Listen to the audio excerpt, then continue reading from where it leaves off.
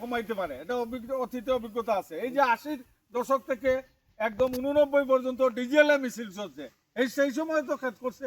2003 পর্যন্ত বন্যার বছরগুলো বাদ দিলে আমাদের কোনো অসুবিধা হয় নাই।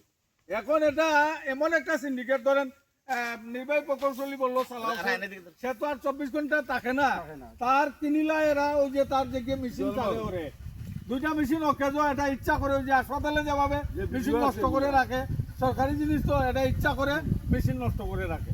টেকনিক্যাল বিষয় তো এটা তো কৃষক বুঝে না। এখন যদি বেড়ায় ধান খায় এই দেশ কিভাবে আমরা রক্ষা করবো, এই দেশ গঠন করবো? আগে আমরা খেতে হইছে।